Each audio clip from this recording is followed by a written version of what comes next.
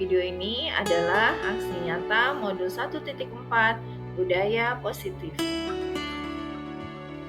Perkenalkan, saya Desi Rosanti, calon guru penggerak Angkatan 9 dari SDN Keragilan 2, Kabupaten Serang. Dan fasilitator saya adalah Ibu Riani Mulyastiawati dengan pengajar praktik saya yaitu Ibu Gebi Ayu Fadilah. Latar belakang dari aksi nyata ini adalah bahwa budaya positif adalah nilai-nilai, keyakinan-keyakinan, dan kebiasaan-kebiasaan yang berpihak pada murid. Berdasarkan filosofi Ki Hajar Dewantara, pendidikan merupakan tempat kesemuanya kebudayaan dalam masyarakat. Sehingga untuk menciptakan manusia Indonesia yang beradab, maka salah satu kunci untuk mewujudkannya yaitu melalui pendidikan. Sekolah sebagai institusi pembentukan karakter dengan pendidik dan tenaga kependidikan sebagai subjeknya harus mampu membangun budaya positif agar tujuan pendidikan sesuai dengan filosofi KHD dapat terwujud. Adapun tujuan dari kegiatan ini adalah menyebarkan pemahaman mengenai pentingnya mewujudkan budaya positif di sekolah, menciptakan lingkungan belajar yang nyaman untuk murid untuk menjadi pribadi yang kritis dan bertanggung jawab, dan meningkatkan nilai-nilai kebajikan dalam pembelajaran. Yang menjadi tolak ukur dalam kegiatan ini adalah terciptanya pembelajaran yang menyenangkan melalui disiplin positif, terbentuknya keyakinan kelas, murid bertanggung jawab menjalankan keyakinan kelas, dan adanya hubungan harmonis antara guru dan murid. Adapun lini masa tindakan yang dilakukan adalah: pertama, saya berdiskusi dengan kepala sekolah tentang ide dan gagasan sekaligus meminta izin untuk mengadakan kegiatan diseminasi tentang pentingnya menciptakan budaya positif di lingkungan sekolah. Kemudian saya juga mensosialisasikan budaya positif kepada rekan guru dan staf untuk saling menjaga komitmen yang telah dibuat bersama. Kemudian saya juga mensosialisasikan kepada seluruh murid tentang budaya positif yang akan dilakukan di kelas. Kemudian membuat keyakinan kelas, menempelkan keyakinan kelas di tempat yang mudah terlihat murid, dan melakukan refleksi dan evaluasi terkait pelaksanaan keyakinan kelas yang telah dibuat. Berikut merupakan kegiatan diseminasi budaya positif kepada rekan guru dan tenaga kependidikan di UPT SDN Keragilan 2, Kabupaten Serang. Assalamualaikum warahmatullahi wabarakatuh. Waalaikumsalam warahmatullahi wabarakatuh. Baik, mohon izin Bapak Ibu sekalian, saya selaku MC di sini ingin membacakan susunan acara pada pagi menjelang siang ini. Yang pertama yaitu nanti akan ada sambutan dari Bapak Kepala Sekolah SDN Keragilan 2 yang nantinya langsung dilanjutkan oleh penyampaian dari Ibu Desi Rosanti. Baik, untuk memulai acara ini, marilah kita bersama-sama membaca Al-Fatihah Basmalah. Bismillahirrahmanirrahim. Baik, acara selanjutnya yaitu sambutan dari Bapak Kepala Sekolah. Bapak Kepala Sekolah dipersilakan.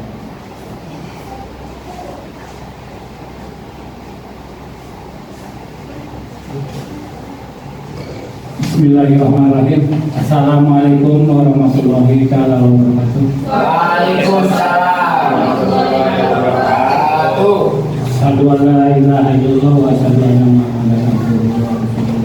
La haula wala quwwata illa billah. Bapak Ibu yang saya hormati, dalam kesempatan ini kita menghadiri kegiatan calon guru penggerak yaitu Ibu Desti. Di sini yang akan melaksanakan tugasnya. Di sini tugas yang akan dilaksanakan hari ini adalah diseminasi budaya positif di sekolah SD Keragilan 2. Itu yang akan disampaikan oleh calon guru penggerak ya. Di sini alhamdulillah ya, Ibu Desti di sini akan melaksanakan tugas yang kesekian kalinya. Maka pada hari ini kita sama-sama menghadiri di sini untuk berdiskusi masalah kegiatan ini. Mudah-mudahan dalam kegiatan ini lancar dalam semua kegiatan. Mungkin itu saja dan wassalamualaikum warahmatullahi wabarakatuh. Waalaikumsalam warahmatullahi wabarakatuh. Waalaikumsalam warahmatullahi wabarakatuh. Baik, acara selanjutnya yaitu sebelum ke materi diseminasi budaya positif di Sekolah SD Keragilan 2. Marilah kita tutup dulu pembukaan ini dengan membacakan lafaz hamdalah. Alhamdulillahirobbilalamin. Acara selanjutnya langsung kita serahkan ke Ibu Desti Rosanti sebagai calon guru penggerak dari UPT SDN Keragilan 2. Dipersilakan.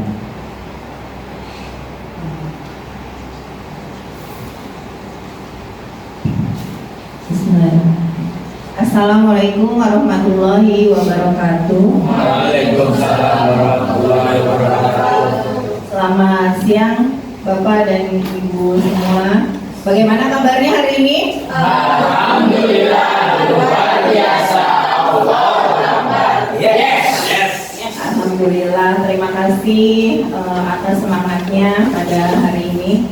Oke, pertama-tama saya ucapkan terima kasih kepada Bapak Kepala Sekolah yang saya hormati, kemudian teman-teman, rekan-rekan seperjuangan di SDN Keragilan 2 yang saya hormati, saya banggakan.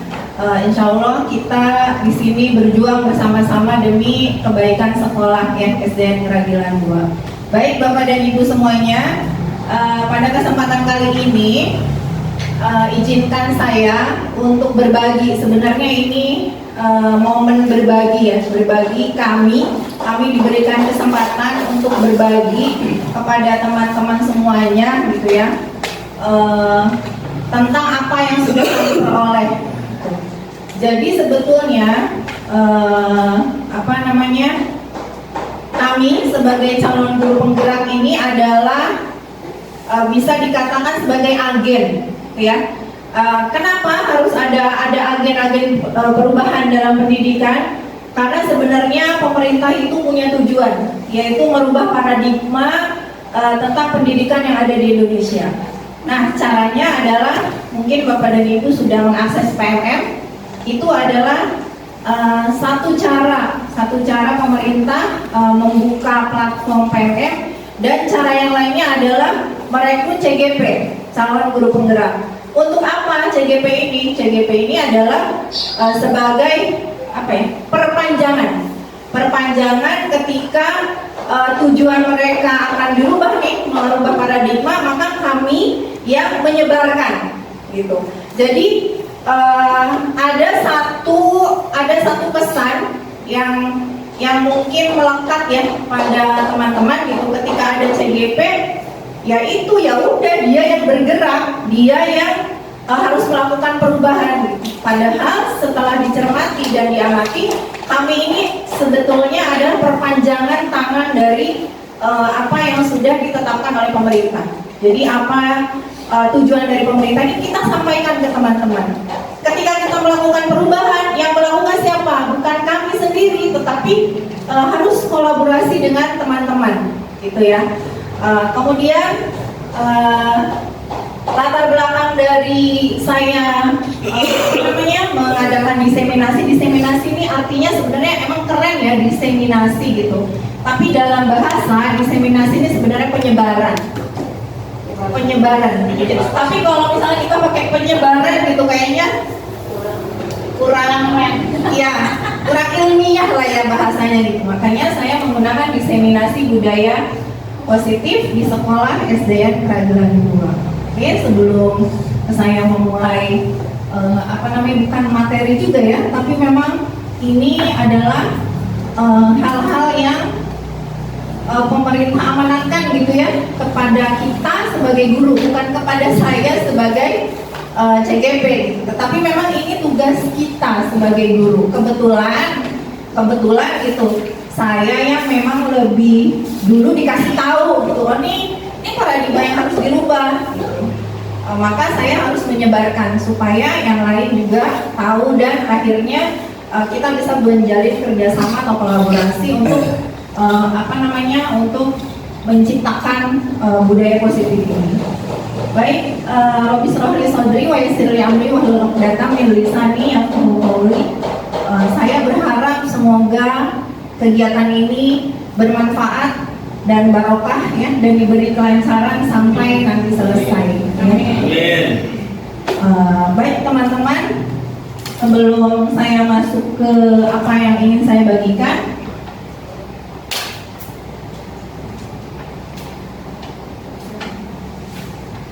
sebentar.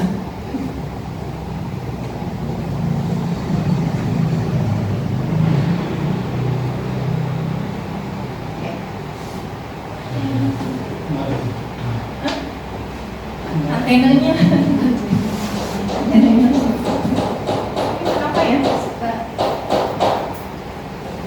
Oke. Tujuan dari kegiatan diseminasi budaya positif di Sekolah SD Keragilan 2 ini yang pertama adalah sebagai salah satu kegiatan penyebaran untuk menularkan informasi atau pengetahuan yang sudah kami peroleh kepada rekan-rekan semua gitu ya. Kemudian tujuan yang kedua adalah setelah kita mengetahui, memahami, insya Allah nanti memahami, kemudian kita berdiskusi apa yang harus kita lakukan gitu. Mudah-mudahan setelah ini adalah kita bisa bekerja sama dan berkolaborasi untuk mewujudkan apa yang sudah kita tadi diskusikan mengenai budaya positif ini. Baik teman-teman, terus terang saya dari semalam nervous ya. Biasanya kalau saya ngisi di sekolah mana gitu ya, di gugus mana biasa aja gitu. Tapi memang ketika saya mau melakukan kegiatan ini saya nervous. Nervousnya adalah karena teman-teman di SD Keragilan 2 itu yang saya tahu kompetensinya luar biasa gitu ya. Kompetensinya luar biasa, kemudian pengetahuannya pun luar biasa, sehingga ketika saya mengadakan kegiatan hari ini membuat saya agak berpikir harus seperti apa ya gitu, supaya kompetensi yang teman-teman punya pun terakomodir gitu dengan informasi yang akan saya bagikan gitu. Baik, diseminasi budaya positif. Ada 6 materi, banyak ya. Tapi kita santai aja ya, teman-teman ya. Kita ngalir aja, santai aja. Tidak seperti lagi kuliah gitu ya, santai aja seperti kita diskusi ya. Ya, kalau tegang malah santai aja seperti kita biasa aja. Oke, menu yang pertama yang akan saya informasikan adalah disiplin positif dan nilai-nilai kebajikan. Kemudian teori, motivasi, hukuman, dan penghargaan. Yang ketiga, keyakinan kelas. Selanjutnya, kebutuhan dasar manusia. Kemudian ada 5 posisi kontrol guru. Dan yang terakhir adalah segitiga restitusi. Sebetulnya materi ini ada di PMM gitu. Jadi memang materi PMM dengan materi PGP, pendidikan guru penggerak, itu sinkron sama ya. Kenapa? Karena latar belakangnya tadi. Jadi kita ini adalah program yang dibuat oleh pemerintah sebagai tadi yang saya tadi sudah informasikan, perpanjangan tangan pemerintah untuk menyebarluaskan tentang kebijakan dan juga paradigma yang akan mereka rubah. Jadi kalau misalnya teman-teman lihat PMM, ini ada sama materinya. Oke, kita ke yang pertama ya, Ibu dan Bapak, disiplin positif dan nilai-nilai kebajikan. Sebelumnya saya ingin tanya dulu ke teman-teman, kalau dengar kata disiplin, apa yang teman-teman bayangkan gitu? Disiplin itu apa sih teman-teman? Tepat waktu. Apalagi kalau dengar kata disiplin itu langsung apa gitu? Harus sesuai aturan. Harus sesuai aturan. Ada lagi? Sudah? Ya. Biasanya memang kita kalau misalnya ngomongin disiplin gitu ya, pasti larinya nggak boleh telat, harus tepat waktu gitu ya. Oke, sekarang kita akan kaji sebenarnya makna disiplin itu apa gitu ya. Oke, yang akan kita bahas di season ini adalah pengertian dari makna disiplin, kemudian kaitan disiplin dengan nilai-nilai kebajikan. Kalau misalnya nilai kebajikan, kata yang umum atau pernah dengar nggak Bapak dan Ibu? Nilai-nilai kebajikan. Nilai-nilai kebaikan, ya. Sebenarnya sama ya, nilai-nilai kebaikan. Baik, jadi disiplin itu adalah ini. Si Dian Gosen ini adalah sama seperti Ki Hajar Dewantara, dia pakar pendidikan, ya. Cuma bukan orang Indonesia, dari namanya aja beda ya. Dian Gosen, Diane Gosen gitu ya. Artinya belajar. Jadi disiplin itu sebenarnya dia belajar, gitu ya. Kemudian juga murid atau pengikut, sehingga ketika dimaknai disiplin itu adalah rasa ketaatan dan kepatuhan terhadap nilai-nilai yang dipercaya dan menjadi tanggung jawab. Jadi nilai-nilai yang dipercaya, ya. Nah, nilai-nilai yang dipercayanya itu apa tadi? Nilai-nilai kebajikan. Nanti kita bahas nilai-nilai kebajikan itu apa aja. Ini disiplin diri, seseorang yang memiliki disiplin diri, karena menurut Ki Hajar Dewantara dan Dian Gosen ini sebenarnya disiplin itu lebih ke disiplin diri sendiri, ke motivasi intrinsik siswa.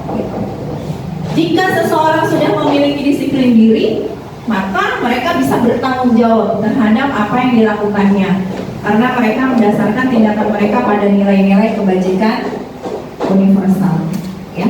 Nah, sekarang kebijakan atau kebajikan ya, kebajikan universal ini apa aja? Banyak.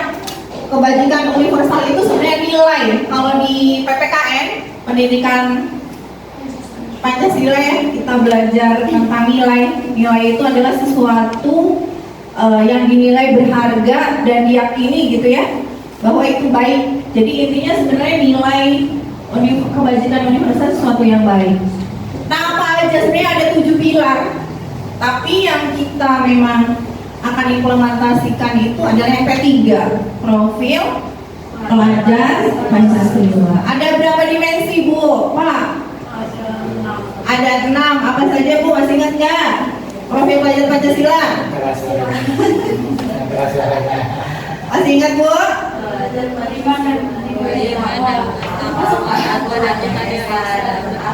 Iya, itu ada lagunya ya. Satu, dua, tiga, masih kira. Pelajar Pancasila beriman dan bertakwa pada Tuhan yang esa dan berakhlak mulia, berkebinekaan global, gotong royong mandiri, kreatif yang mengenal kritis. Ada 6 ya. Bertakwa kepada Tuhan yang Maha Esa dan berakhlak mulia, berkebinekaan global, gotong royong, mandiri, kreatif dan bernalar kritis. Nah, itu adalah nilai-nilai kebajikan yang guru harapkan dari setiap siswa. Kemudian ada nilai apa lagi? Nah, ini ada toleransi, empati. Empati sama simpati beda kan ya? Beda. Kalau empati apa?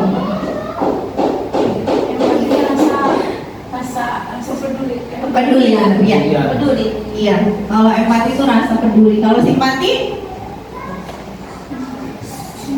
Simpati XL. Harus simpati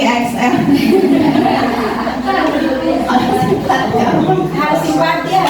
Harus simpati. Kita kan memberikan simpati kepada korban gitu ya. Perhatian. Berarti sama dong peduli sama perhatian. Lebih perhatian. Ya, kalau simpati itu kita merasakan apa yang dia rasakan, gitu ya, itu simpati. sifatnya kasihan. Ya, sifat kasihan. Jadi merasakan apa yang dia, apa yang orang-orang itu rasakan namanya simpati. Kalau empati kan dirasa peduli, gitu ya. Oke, kemudian ada 9 pilar karakter. Ini tetap kalau cinta Tuhan itu sebenarnya di 9 pilar juga ada, gitu ya.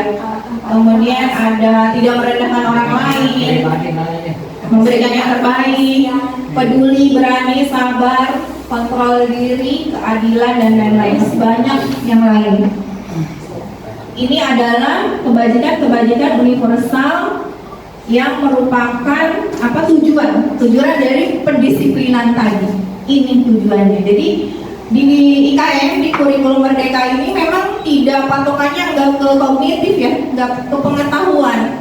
Kalau di K13 itu pengetahuan yang dijadikan tujuan utama adalah kognitif, nilai pengetahuannya bagus, tapi di IKM ini karakter. Jadi kognitif kenapa di setiap fase A, fase B, fase C, sama pembahasannya. Karena memang tujuan dari IKM adalah karakternya. Poin utamanya karakter, bukan kognitifnya. Oke, selanjutnya kita ke ini yang kedua ya. Yang kedua, materi kedua. Teori motivasi, hukuman, dan penghargaan serta restitusi. Ada 3 alasan. Alasan yang merupakan latar belakang kenapa sih orang itu bisa berbuat A. Kenapa sih si A bisa berbuat seperti itu? Ternyata ada 3 alasannya. Alasan yang pertama untuk menghindari ketidaknyamanan atau hukuman. Jadi biasanya kalau kita kaitkan ke siswa gitu ya, ada siswa yang rajin bener misalnya gitu ya, pagi-pagi sudah ada di kelas. Ketika kita tanya, kamu berangkat dari rumah jam berapa? Jam 6:30 Bu udah berangkat. Rajin apa? Iyalah, kalau terlambat takut dihukum. Jadi memang ada orang yang berbuat sesuatu yang baik, alasannya karena emang dia menghindari hukuman, takut dihukum. Dan itu kita temukan pada siswa-siswa kita.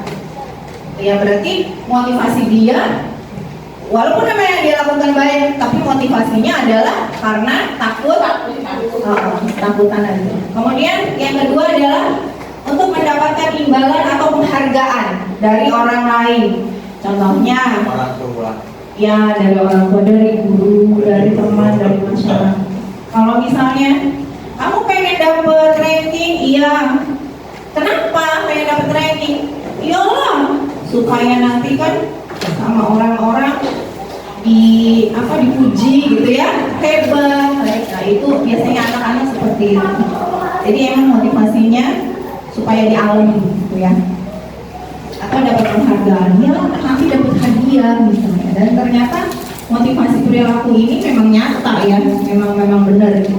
Dan yang ketiga, menjadi orang yang mereka inginkan dan menghargai diri sendiri dengan nilai-nilai yang mereka percaya. Banyak yang begini Bu, padahal kita tidak orang bukan seperti A gitu. Tetapi karena misalnya tempat kerjanya atau lingkungan kelasnya lebih menghargai orang yang diam, lebih menghargai orang yang banyak nanya, akhirnya walaupun bukan diri dia sendiri, akhirnya dia melakukan itu. Kenapa? Karena ingin ditemenin sama teman-temannya, karena ingin di alam sama dunia, karena ingin dihargai sama teman-temannya. Jadi motivasi ini, yang ketiga ini ternyata motivasi yang ekstrinsik, bukan dari dalam diri siswa, sehingga keberlangsungannya tidak akan lama. Ya, jadi kalau misalnya nggak ada guru ya dia nggak akan melakukan hal yang baik itu. Kalau misalnya memang nggak ada peraturan atau hukuman, dia nggak akan melakukan hal itu. Makanya ini keberlangsungannya hanya sementara. Karena kita akan membedakan ya hukuman dan konsekuensi. Ada yang bisa kasih contoh? Kalau hukuman itu yang kayak gimana? Contohnya gitu. Terlambat. Terus apa hukumannya? Suruh berdiri. Suruh berdiri. Hukumannya Hukuman fisik. fisik.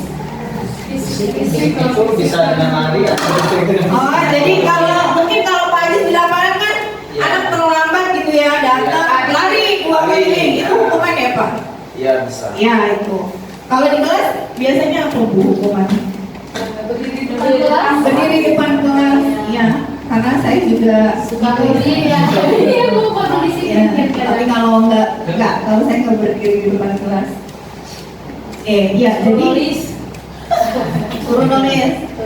Kalau konsekuensi yang kayak gimana Bu? Kalau konsekuensi contohnya? Hukumannya harus disepakati oleh semua. Oleh guru dan murid. Jadi Maksudnya kalau nanti kalian punya kesalahan gimana nih hukumannya? kesepakatan. Jadi diskusi dulu ya Bu ya. Iya. Ya, ada Apakah diskusi mau dulu. nggak suka kamar mandi besek? Ya, betul sih apa yang sudah Bapak dan Ibu saya yakin udah banget ya. Jadi kalau hukuman mah tiba-tiba gitu ya. Ujung-ujung anaknya nggak tahu, misalnya nggak ngerjain PR, keluar. Atau berdiri di tiang bendera, itu hukuman. Tapi kalau sebelumnya kita anak-anak kalau misalnya nih Ya, ada nggak yang piket, kalau yang tidak ya biasanya gitu ya Bu ya di kelas ya. Kalau nggak piket, Kita apa ini? ya. Jadi udah kesepakatan dulu kalau konsekuensi gitu ya.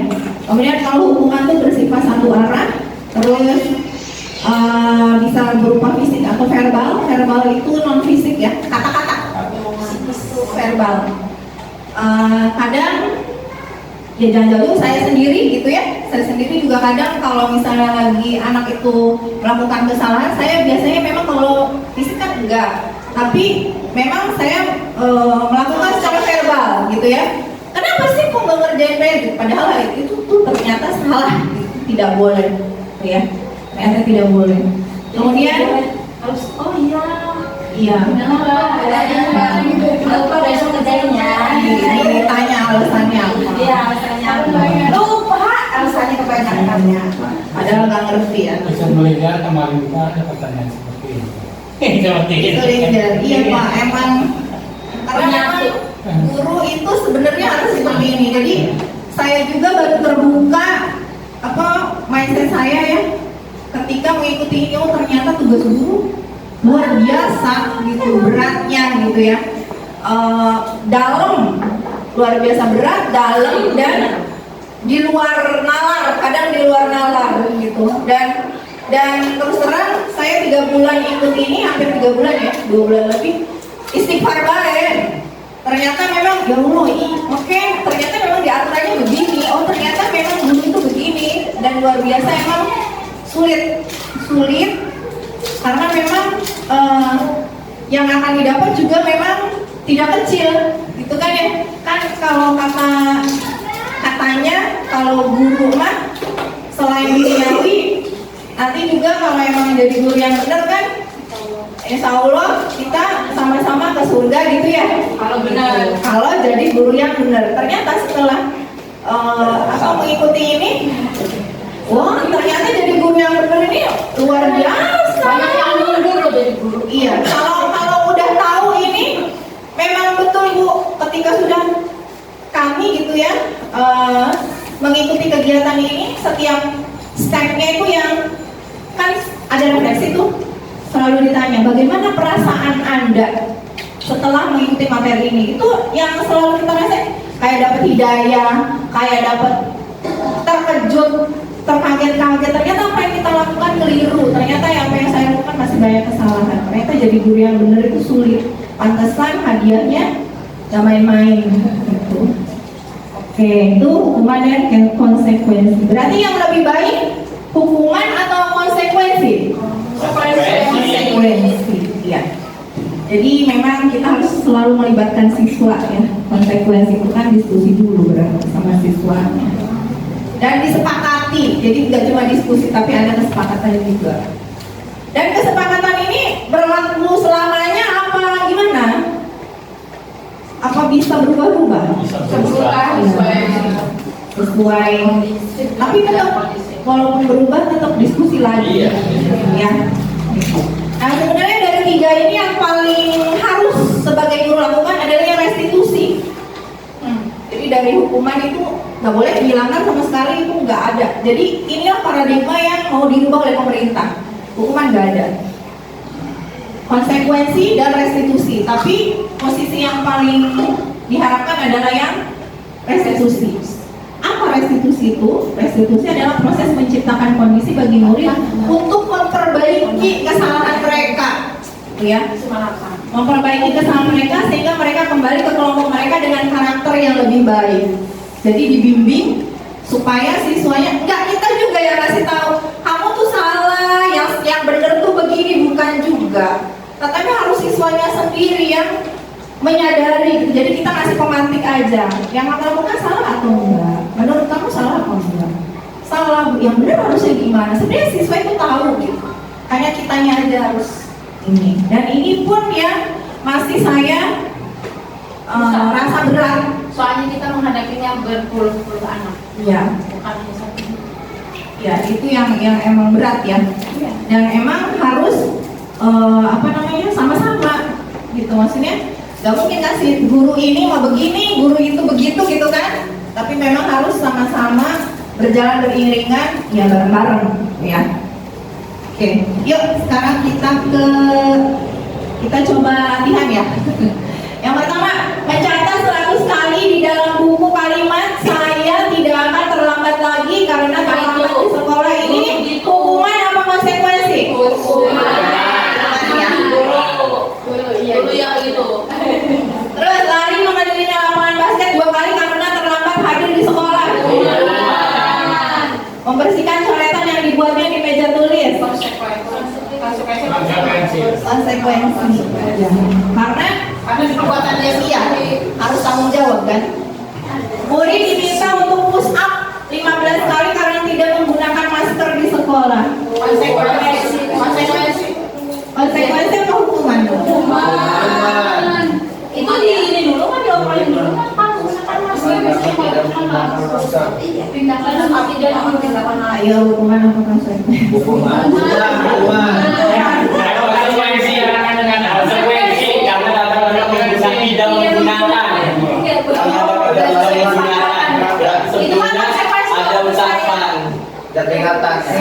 Soalnya Teguran. itu kan udah pasti. Enggak, ini ada pusatnya itu. Kita lihat kaitannya Pak. Apa kaitannya masker sama pusat? Karena Ada apa? Fisik. Enggak, iya. Makanya ini hukuman. Hukuman soalnya Hukuman. Iya, hukuman. Dan bener Pak Kiki, ini kan fisik. Kalau fisik. Kecuali guru olahraga nih, misalnya anak yang lain udah baris nih. Anak telat 15 menit nih. Berarti kan yang telat itu sudah melewatkan pemanasan kan? Yang lain udah pemanasan. Terus sama Pak Adis misalnya si anak nih lari 2 lingkaran, 2 keliling gitu. Nah, itu namanya konsekuensi. Kenapa? Karena memang yang lain mah udah pemanasannya, dia telat belum pemanasan, makanya disuruh pemanasan dengan lari. Itu konsekuensi. tapi positifnya mah bagus ya sebenarnya biar sehat. Dan itu pun disampaikan sebelum atau sebelum kegiatan awal sekolah lah.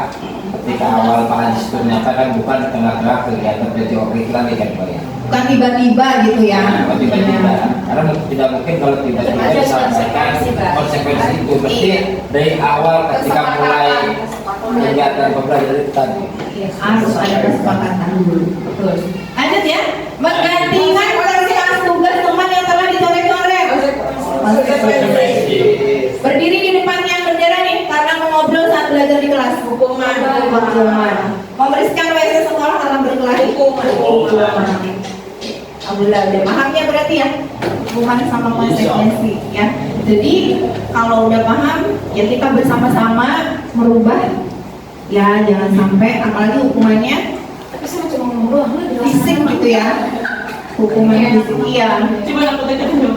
Tapi memang kalau udah buat kesepakatan memang harus dilakukan ya. Kalau nggak protes mereka. Kalau nggak mau dihukum, mau dikalian. Bu, Iya. saya mau tanya Bu ya, karena ini masalah tentang hukuman dan konsekuensi. Ini kalau hukuman dikatakan oleh Ibu bahwa tidak ada lah, tidak dibolehkan lah dengan dunia pendidikan ya. Yang ada itu hanya konsekuensi. Yang saya mau tanyakan, konsekuensi ini disepakati dulu oleh sekolah di didiskusikan dulu oleh sekolah, kepala sekolah dan yang lainnya. Kemudian ini menjadi bahan untuk kita disampaikan pada setiap kelas sehingga konsekuensi itu semuanya sama. Apakah atau misalkan konsekuensi itu dibuat oleh masing-masing kelas dengan ya ketentuan-ketentuan yang beda-beda, itu Bu. Saya tanyakan. Mungkin ada dari teman-teman yang ingin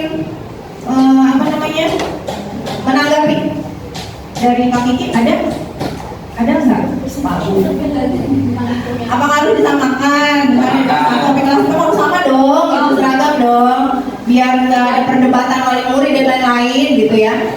Apakah gimana kelasnya aja gitu, beda-beda nggak apa-apa, gimana Bu, Pak? Tapi menurut saya Bu harus disamakan karena memang peraturan itu kan biar sama semua serentak. Karena kalau hukuman yang berbeda nanti akan bersifatnya anak-anak itu kok tidak sama dengan yang kelas lain seperti itu. Saya lari kok yang ini larinya cuma sedikit gitu kan. Kalau misalnya lari 5 kali contoh lah kita di lapangan 2 kali kelas 1 untuk 2 kali putaran karena memang dia kelas 1 contoh misalkan. Kalau misalkan kelas 2 oke 5 kali putaran dalam hukumannya contoh seperti itu. Jadi kalau misalkan kita serentak hukuman yang dari di kelas ataupun di lapangan, kayak hukuman yang terlambat seperti apa gitu kan, kita harus samakan biar nanti semuanya serentak, jangan sampai berbeda-beda gitu kan. Jadi seperti itu kalau masukan dari saya gitu kan, harus serentak lah intinya, sama kompak lah intinya. Setuju kalau samain aja. Nah, samakan hukumannya biar nanti menyesuaikan lagi gitu, disesuaikan dengan kelasnya masing-masing. Oke, terima kasih Pak Adit. Ya, ada yang lain? Ya. Punten ya Bu ya, kalau seandainya Leli, ya.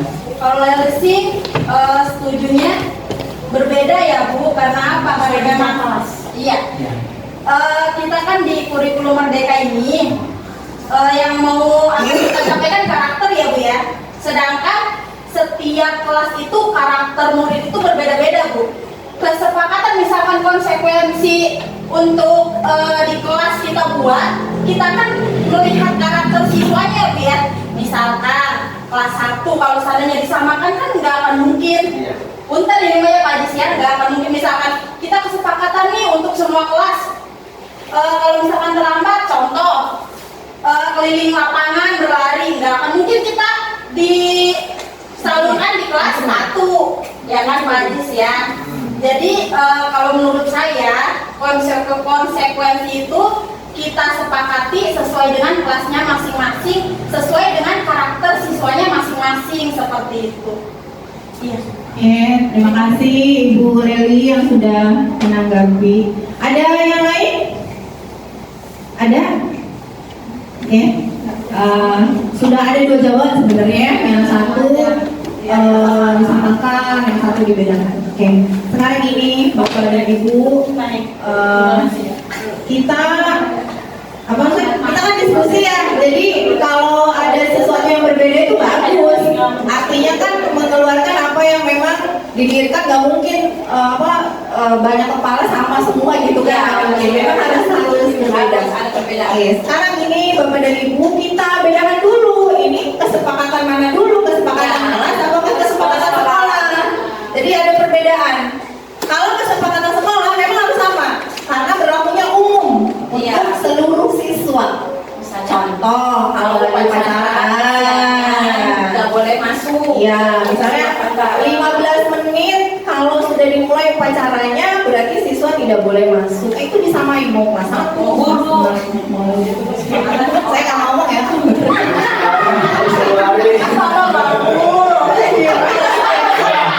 Jadi gini, kesepakatan itu ada 2, kesepakatan umum dan kesepakatan umum adalah semua sekolah dan kita buat kesepakatan di masing-masing kelas. Jadi ada kesepakatan yang harus sama, ada yang enggak gitu. Jadi kalau kesepakatan umum itu harus sama semua dalam satu sekolah itu. Contohnya itu upacara ya. Upacara, pakaian, segala tata tertib dan tata tertib itu kan maksudnya ke tata tertib. Nah, tata tertib itu sama itu. Kecuali kalau di sekolah kita mau apa nih kesepakatan kita di sekolah, kalau ada ini itu boleh gitu. Iya. Iya Itu betul. aja. Kalau di kelas betul kata Bu Leli, kesepakatannya masing-masing kelas berbeda. Jangankan kelas 1 sama kelas 2, kelas 2A, 2B juga boleh berbeda. Beda, saya ketika juga Iya. Karena kan karakter siswanya beda. apa? Tahu laki-laki, perempuan. Betul. Kalau kelas itu ya gimana siswanya, karakter siswanya, kan keinginan siswanya berbeda. Kita ikuti. Begini Bu, ya kan walaupun beda tiap-tiap kelas, artinya kan kita dalam satu kesatuan yang namanya ada manajemen sekolah. Manajemen sekolah ini sifatnya global, baik sifatnya umum ataupun khusus. Misal kecil apapun dalam sekolah itu kita mesti tahu karena supaya satu kesatuan. Jangan sampai kita di kebijakan suatu kelas kita tidak tahu nih, takutnya ada apa-apa yang sifatnya anak itu sudah disepakati, tapi tetap aja namanya manusia tidak akan puas Bu. Walaupun sudah disepakati, tapi dia juga pasti ada aja ketidakpuasan. Kok ini kan gua kesepakatan, nggak bisa Bu. Pokoknya ada aja pasti yang tidak terima dengan kesepakatan itu. Nah, hal ini biasanya yang lain juga mesti tahu nih Pak, Bu, atau yang mesti tahu Pak, kok kalau kita mah beda-beda, kok begini. Kan kalau misalkan tahu juga, kita juga alasannya enak nih. Oh iya Bu, itu hasil kesepakatan, begini. Ya. Nah, apa sebaiknya hasil kesepakatan di tiap kelas itu disampaikan di dalam rapat sekolah atau bagaimana, atau hanya mutlak diketahui oleh wali kelas dan siswanya itu tanpa diketahui oleh yang lainnya. Sebenarnya ini nyambung ke materi selanjutnya yang keyakinan kelas ini. Ya pas banget momennya gitu ya, emang nyambung betul yang Pak Kiki katakan tadi. Jadi kita itu mau bikin kesepakatan, kesepakatan itu kan pasti ada sanksi dan konsekuensi ya. Dan itu memang harus diketahui semua. Memang betul, gitu. Demikian juga pokoknya apapun yang kita lakukan di kelas itu tidak melulu hanya hubungan kita sama siswa, sama wali murid. Tapi kepala sekolah harus tahu, guru yang lain juga harus tahu. Gitu. Kenapa? Karena memang ketika nih misalnya nih contoh kecil aja, kelas 6 punya adik di kelas 2, ternyata kesepakatannya berbeda kan? Beda. Pasti ada aja, oh Bu, di kelas 2 mah begini, di kelas 6 mah begini, gitu ya. Atau misalnya nanya ke guru kelas 3, Bu, kok di kelas anak saya mah begini sih Bu? Kalau misalnya si guru itu tahu kan, oh iya bisa ikut menjelaskan dan clear. Tapi kalau si guru itu nggak tahu, oh iya ya kok gitu ya, saya malah nggak tahu, saya malah baru tahu, biasanya begitu. Nah jadi membuat persepsi wali murid, kok gitu sih, saya malah lain anaknya kok di kelas sama begini, kok saya nanya guru kelas itu beda lagi. Oleh karena itu memang balik lagi komunikasi tadi. Jadi apapun sebenarnya memang harus dikomunikasikan dengan rekan sejawat dan pimpinan, harus tahu betul. Begitu pula dengan ini yang sekarang akan kita bahas ya, keyakinan kelas. Di sini ada pertanyaan tuh si gurunya nanya katanya, mengapa sih kok harus keyakinan kelas bukan peraturan kelas? Karena kan yang biasanya kita bikin tuh peraturan kelas ya. Itu kan ya. Kok ada istilah lagi ini keyakinan kelas? Tapi memang saya perhatikan teman-teman juga di awal di Juli itu pada bikinnya keyakinan kelas atau kesepakatan kelas. Sampai udah di banner segala Pak Kiki. Berarti kan sudah tahu tuh, oh ini yang harus dibuat gitu. Gimana Bu menurut Ibu dan Bapak? Apakah keyakinan kelas sama peraturan kelas? Keyakinannya sama dengan kesepakatan ya? Oh, keyakinan itu kesepakatan? Iya, boleh. Kalau dari segi keyakinan itu kan, Bu ya pun kalau saya membaca keyakinan lebih kepada apa ya? Hal yang sifat kalau dalam hati dibaca keyakinan, kayaknya lebih kepada agama itu. Kenapa kalau mesti ngambil konsekuensi keras misalkan? Kalau konsekuensi keras kan bahasa udah umum lah sifatnya. Kalau keyakinan itu kepada ya agama kan, ya keyakinan lah. Mungkin ada teman-teman yang lain keyakinan atau peraturan kelas. Kenapa sih kok sekarang mah nggak boleh bikin peraturan kelas? Karena peraturan itu terlalu kayak peraturan, kayak terlalu Mengikat apa ya? Ya, betul, mengikat ya Bu. Biasanya kalau ada peraturan ada apa Bu? Hukuman. Ada hukuman. Kan yang kita akan hindari hukuman. Maka tidak ada peraturan kelas sekarang mah, yang ada itu keyakinan. Ya betul, keyakinan itu adalah hal-hal baik sebenarnya, hal-hal yang baik yang diyakini gitu ya, yang diyakini akan membawa hal-hal yang baik juga kepada kelas. Maka namanya keyakinan kelas. Kalau misalnya memang kita kan memang agak tidak familiar ya dengan kata keyakinan gitu ya. Biasanya kan keyakinan itu agama dan keyakinan gitu kan. Padahal ini maksudnya di sini keyakinan itu artinya itu adalah nilai-nilai baik, nilai-nilai baik yang dipercaya akan mengimbaskan hal yang baik juga kepada anak-anak yang ada di kelas. Makanya namanya keyakinan kelas. Nanti kita akan bahas apa sih bedanya keyakinan kelas sama peraturan kelas. Tapi sebelum ke situ saya mau tanya dulu nih, kan teman-teman udah punya nih yang keyakinan kelasnya udah dipajang lagi, gitu kan? Ya kan? Nah, waktu bikin keyakinan kelasnya tuh gimana? Bisa berbagi tidak? Waktu bikin keyakinan kelasnya itu apa yang dilakukan pada anaknya gitu, Pak? Komunikasi dengan siswa di kelas. Terus? Iya, Iya, dari tadi tuh gak dikasih kalau yang mau dengeran tuh ya gitu ya. Iya, kedengeran kok pasti dari tadi. Terima kasih sampai. Semangat ya nih.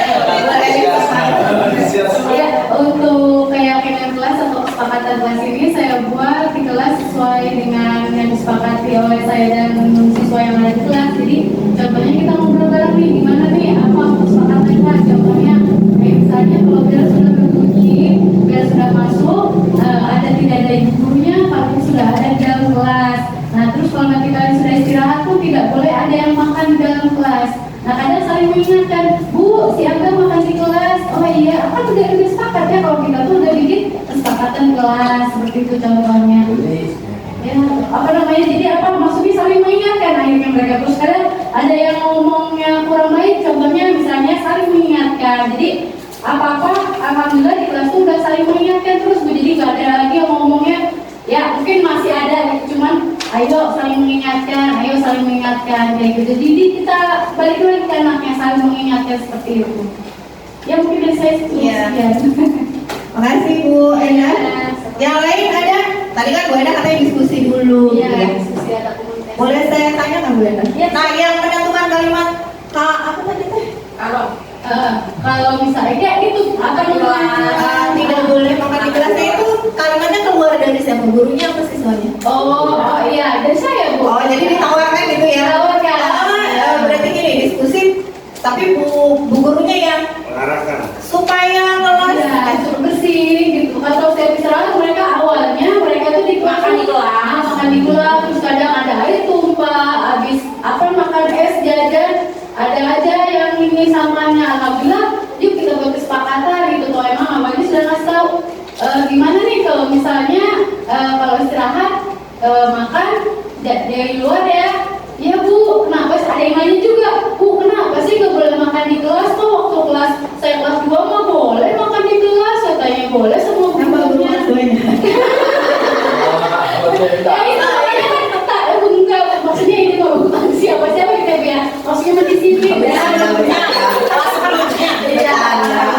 Ya kan mereka juga pastinya ini yang tadi disampaikan tadi, Bu kok kalau di kelas saya yang dulu mah begini, kok sekarang begini. Nah mereka juga berpikir kayak gitu tuh, kok ada perbedaan kayak gitu tuh, harus bagaimana kayak gitu supaya mereka lebih disiplin lagi, dan kelas pun kalau habis istirahat tidak jadi kotor, belajar menjadi nyaman lagi seperti itu. Oke, terima kasih Bu. Ibu kelas 3 ya? Kelas 3. Kelas lain ada? Kelas 4? Ya? Ibu Yang pertama mungkin memang setuju dengan Bu Enda. Yang pertama kalau saya ya Bu ya, itu buat kata-katanya dulu. Contoh misalkan yang saya buat di kelas ya Bu.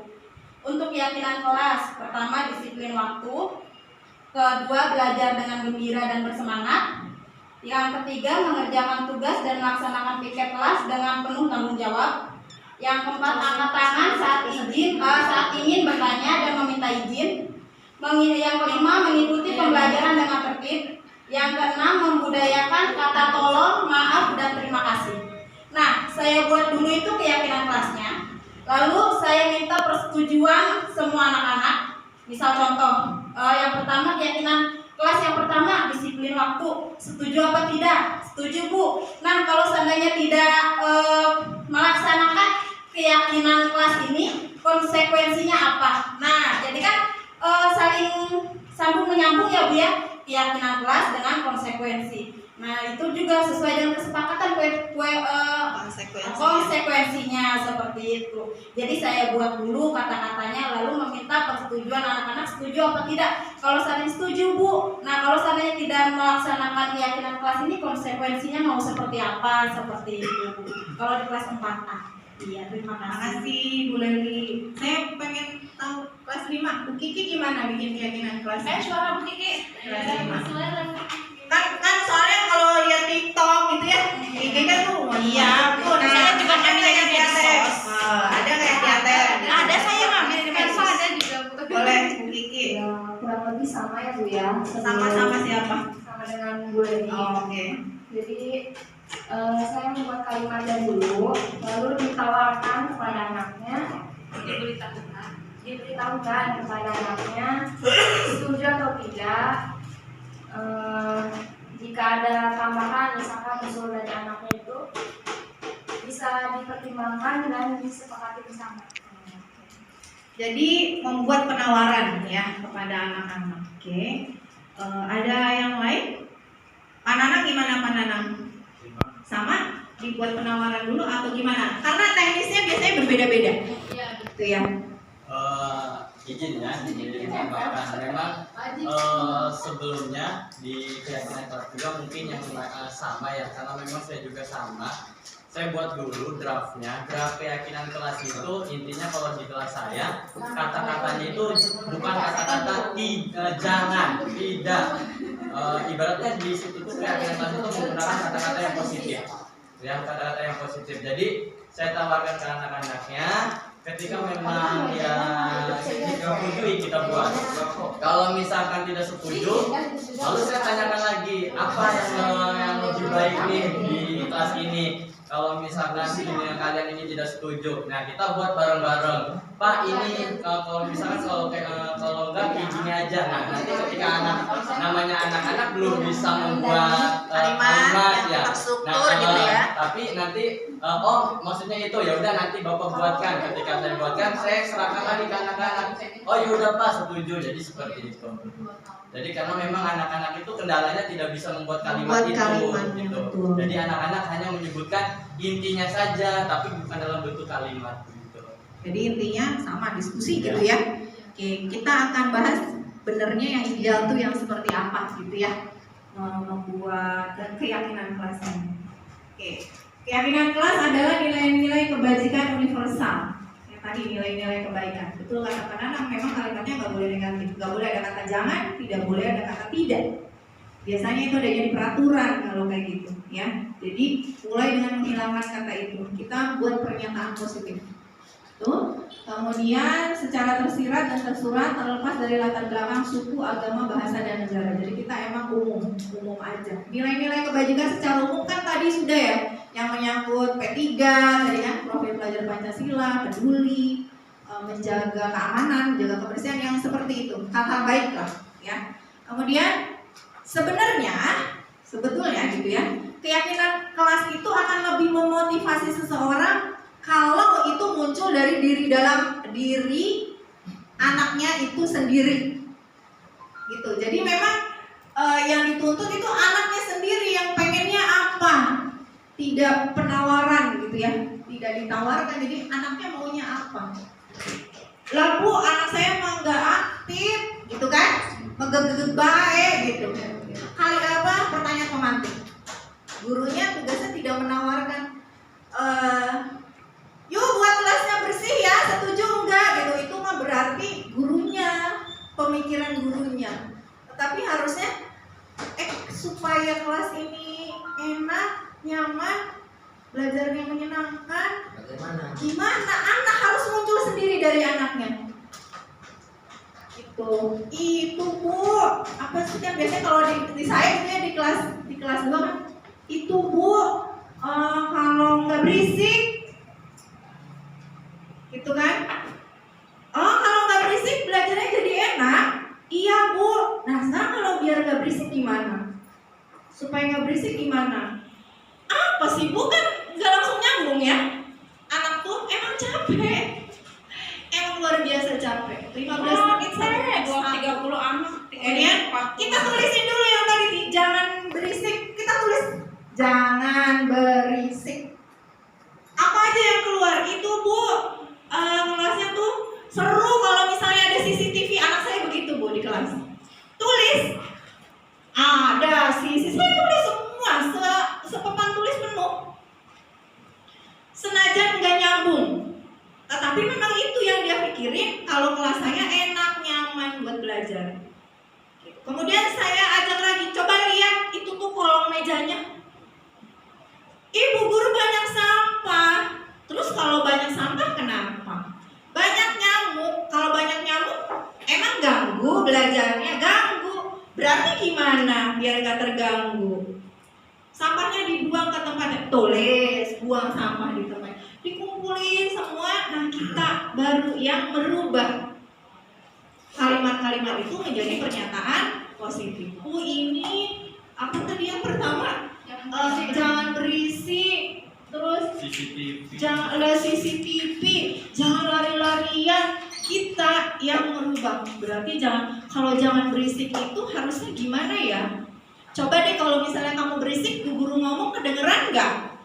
Enggak Bu, berarti biar bu gurunya kedengeran gimana? Diam Bu, siapa yang diam? Itu tuh si itu kan gitu ya? Si itu tuh Bu, si itu tuh Bu. Oke, sekarang begini. Berarti kalau begitu, kalau bu guru lagi ngomong harus apa? Didengerin Bu, diperhatikan. Itu yang saya buat. Dengarkan bu guru ketika berbicara. Gitu. Jadi ya memang itu kalimatnya itu memang datangnya dari siswanya dulu. Nggak nyambung, bener, emang nggak nyambung. Tidak bisa. Nggak bisa. Benar. Buat keyakinan kelas tuh saya sampai istirahat itu nggak bisa. Besoknya diulang lagi. Nanti setelah jadi, dan buat keyakinan kelas tuh jangan banyak-banyak. Nggak usah banyak-banyak. Oh ya, ini saya cerita nih ya. Kemarin ketika saya ngisi itu tuh apa namanya, pendampingan IKM, saya kan pakai kelas tuh. Saya lihat peraturan kelas ada 22. Jadi sekarton panjang itu full.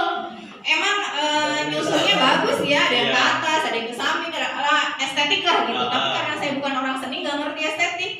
Jadi saya samperin, ya Allah, Masya Allah, ini kebayang anaknya hebatnya ya, tertibnya. Soalnya aturannya ada 22. Berarti kan kebayang anaknya tertib gitu kan. Mantap di kelasnya. Jadi emang sempat dibahas juga waktu itu. Ini nggak bisa kalau peraturan begini. Yang ada anaknya terkekang, nggak mau masuk kelas. Pengennya pulang terus. Ini di poin terakhir ya. Keyakinan kelas hendaknya tidak terlalu banyak. 5 itu udah banyak. 5 itu udah banyak. Oke, jadi kalau misalnya betul kata Pak Nana, pernyataan kelas itu senantiasa dalam bentuk positif. Jadi misalnya tidak boleh makan dan minum di dalam kelas. Kalau kita mau rubah menjadi keyakinan kelas, menjadi berbentuk apa? Bagaimana? Tidak boleh makan dan minum di dalam kelas. Terus gak boleh buang sampah di dalam kelas. Nyambung gak sih makan dan minum sama buang sampah dalam kelas? Nyambung. Makan buang sampah. Iya. Berarti keyakinan kelasnya bagaimana? Keyakinan kelas gimana jadi kalau nyambung? Berarti kan itu sebenarnya yang dibahas tentang kebersihan ya? Makan dan minum, buang sampah. Tidak ada kebersihan di kelas. Mengerjakan tugas dan melaksanakan di kelas dengan penuh tanggung jawab. Piket kelas, tuh ya. Jadi kalau pernyataan keyakinan kelasnya, kalau saya lebih ke boleh kebersihan kita. Gitu. Jadi di kebersihan itu anak-anak tahu, oh iya berarti poinnya tuh nggak boleh makan. Pokoknya yang buat sampai seperti itu. Kalau peraturan kan lebih terperinci ya, tidak boleh makan seperti itu. Oke, sekarang kita akan merubah kalimat peraturan kelas berikut menjadi bentuk pernyataan keyakinan kelas. Dilarang mengganggu orang lain. Kalimat keyakinannya kira-kira gimana, Bu? Pak? Dilarang mengganggu orang lain. Gimana?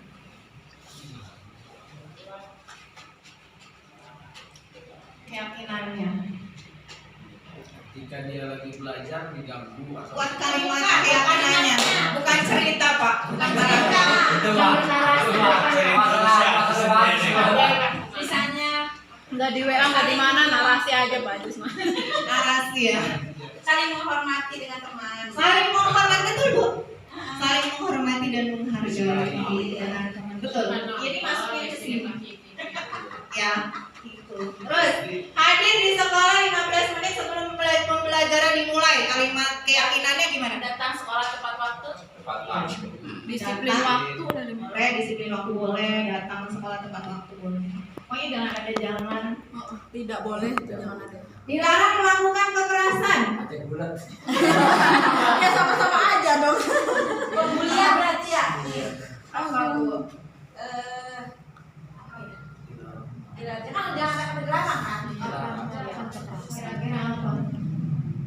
Membudayakan kata tolong menyayangi. Saling menyayangi. Oke. Sama teman. Iya, karena memang kalimatnya harus dipahami sama anak juga ya. Jangan. saling menyayangi beda. Iya. Bisa kasih tahu saling mencintai. Perasaan gitu ya. Loh. Tapi benar. Sayang. Nah, balik lagi bener Pak, keyakinan kelas juga sesuai dengan kelasnya, betul. Ya, kalau misalnya dilarang melakukan kekerasan masuk ke saling menghormati dan menghargai masuk, ya sudah, itu kan sama. Kalau mungkin di kelas 1, 2 mungkin saling menyayangi antara teman itu masuk ya. Kalau kelas 2 Sama-sama jangan. Cuma beda bahasa Indonesia dan bahasa Inggris. bergantian atau menunggu giliran. Budayakan antri. Budayakan antri, oke, boleh. Atau apa? Bu Nasia, disiplin. Atau keamanan kelas lebih utama, misalnya gitu kan. Kalau biasanya kelas 1, 2 kan jorok-jorok gitu ya. Iya, mau antri. Terakhir, tidak boleh mengobrol selama pembelajaran berlangsung. Mengikuti pembelajaran dengan tertib, mendengar. Atau ketika ibu guru menjelaskan. kalau di kelas 1, 2 iya saya pakainya yang ini, karena kalau yang tadi anak kan belum ngerti tertib itu kayak apa gitu, jadi saya pakai yang ini, mendengarkan guru ketika berbicara. Ketika berbicara, karena mereka tuh pahamnya belajar tuh nulis. Kalau 1, 2 tuh belajar tuh ya nulis. Jadi kalau gurunya ngomong enggak, nulisnya kapan Bu gitu ya, ada Kalau kapan balikin? benernya. Ini sebenarnya kemarin udah pernah diomong nih sama Bu Lina loh. Jadi sebenarnya anak itu yang bermasalah itu ada yang kekurangan gitu. Nah ini berkaitan dengan ini kebutuhan dasar manusia.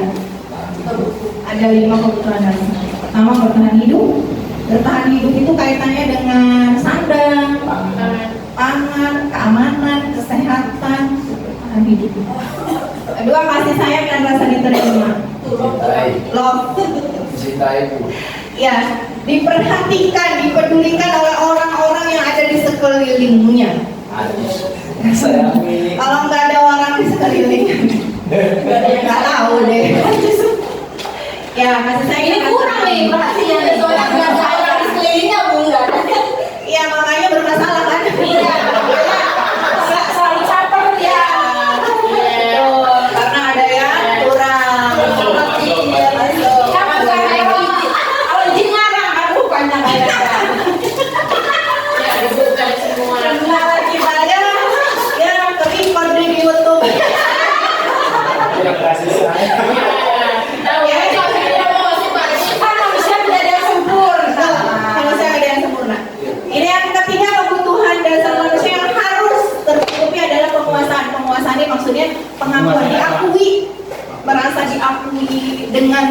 kemampuan yang dia miliki. Itu penguasaan.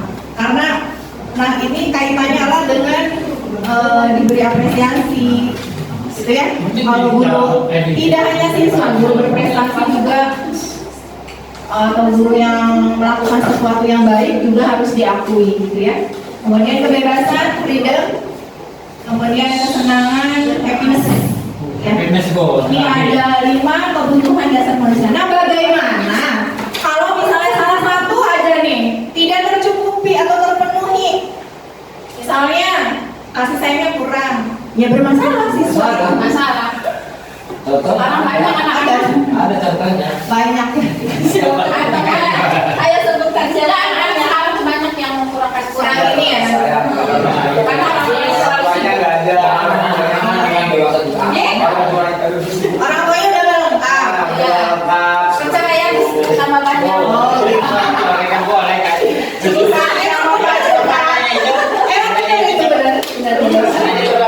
Betul. Atau itu salah satu aja gitu ya, salah satu aja tidak terpenuhi akan menjadikan itu masalah bagi anak. Apalagi semuanya, apalagi masalah ada 2 atau 3 gitu ya. Berarti kan masalahnya kompleks. Nah, ketika ini terjadi pada siswa, siapa yang tugasnya memberikan yang kurangnya itu? Guru. Makanya saya bilang, Masya Allah, ternyata jadi guru ini luar biasa. Kan saya juga jadi guru. Ini kalau terjadi pada anak, bagaimana jika terjadi pada gurunya yang sama orang ekonomi mana? Bertahan hidup. Ini kauran banget sih. Semua kayak gitu. Kalau itu aja orang aja. Bagaimana itu kalau semuanya itu? Iya. Ngaruh pakai ngajarnya itu ngaruh kan? Sangat berpengaruh, Bu. Apalagi datang ke sekolahnya kan. Jadi cukup butuh yang kalimat kedua aja ya. Bagi Anda, saya tidak. Betul. Tapi saya sudah tahu Bertahan hidup. Oke. Nah, kalau misalnya Bapak dan Ibu punya pengalaman nih, pasti ya, namanya udah ngajar lama, pasti anak yang bermasalah ketika kita diagnosa, pasti dia ada masalah di kelima dasar. Ya. Nah, ketika kita sudah mendiagnosa dan tahu, oh ternyata nih anak nih kurang di sini gitu ya. Apa yang harus guru lakukan? Itu yang harus kita berikan. Diajak ngobrol. Kalau misalnya dia kurangnya kebebasan, kaitan dengan IKM, kamu sukanya apa, senangnya apa? Kalau misalnya dia bertahan hidup, ini yang agak susah, soalnya sukses kalau dipenuhi sama guru ya. Nggak bisa, itu kan orang. Apalagi kalau nggak punya rumah ya. Gurunya juga punya. Iya ya, gimana? Saya nomaden gitu, jadi ikut Iya. itu tidak bisa kita Aku ada yang kayak gitu. Iya. Oh, biasanya memang banyak betul terjadi ya di sini. Kalau Benar. kebebasannya bagaimana sih yang dimaksudkan atau dibolehkan lah? Ya, pemahaman dalam ITR itu bagaimana kebebasan dan apa saja yang itu? Apakah semua tingkah laku anak itu ya bebaskan, atau ada tingkah laku yang ya sebagai ya sejatinya manusia ada hal-hal yang sifatnya tidak dibolehkan tersebut. Yang dimaksud dalam IKM atau KM ini kebebasan dalam bentuk apa nih, Bu? Oke. Kebebasan dalam IKM, dalam kurikulum merdeka ini kaitannya dengan pembelajaran ya Pak. Bukan kaitannya dengan tingkah laku. Pergaulan. Bukan kaitannya dengan perilaku atau karakter gitu ya. Kalau di IKM, kebebasan yang dimaksud ini tidak terlepas dari minat dan bakat, gaya belajar, yang itu hal-hal Yang itu. seluruh berbeda-beda itu ya. Iya. Sama kompetensi awal yang dia miliki. Jadi memang iya. Jadi kaitannya nanti dengan diferensiasi pembelajaran diferensiasi. Itu aja. Kalau tentang perilaku yang diharapkan sama semua. Jadi kalau misalnya anak itu senengnya nih kalau duduk nggak bisa Bu, saya kakinya di bawah, saya biasa kakinya di atas lah. Berdasarkan kebijakan universal kan itu tidak bisa, maka nggak bisa. Itu yang harus kita luruskan. Tapi kalau misalnya Bu, saya mah kalau ngerjain itu, karena memang ini terjadi di teman saya yang guru SMA, katanya anak saya kalau belajar tuh pakai audio nggak bisa, nggak mau. Terus pakai video dia nggak suka dan nilainya selalu kecil. Tiba-tiba dia nggak sengaja sebetulnya ngelihat anak itu menggambar. Jadi dia nangkep materi si gurunya tuh dia gambar kayak komik gitu loh, kayak cerita bergambar. Jadi yang dijelasin guru dia gambar dan gambarnya tuh bagus. Terus ketika ditanya sama gurunya, emang kamu ini gambar apa? Dia menjelaskan materi yang tadi dijelaskan sama gurunya. Jadi kan gurunya memang belajar bahasa Inggris ya, bahasa Inggris kimia. Memang ajaran kimia gitu. Jadi iya Bu, jadi ini nih campur larutan tuh ini dia tahu dari gambar ini. Itu jadinya. Nah akhirnya ketika itu diberi kebebasan lah. Kalau tugas apa oke, kamu boleh dalam bentuk gambar. Jadi kebebasan yang ngikutin anak tuh yang seperti itu, bukan ke karakter. Nanti cara belajar, produk yang dihasilkan gitu. Kalau kayak cara berbicara, pokoknya yang terkait dengan perilaku nggak bisa, nggak ada kebebasan. Terus kalau boleh tanya? Boleh. Jadi kan gini ya Bu ya, ada nih di kelas Remi. Itu kan tadi contohnya anak SMA ya Bu, nanti di kelas Remi. Jadi memang si anak itu hobi menggambar Bu, tapi menggambar layangan ya Bu ya, bukan maksudnya kalau anak SMA tadi kan menggambar sesuai dengan pelajaran. Nah kalau sambil kelas Remi itu ya Bu, udah ditanya kesukaannya apa, memang menggambar.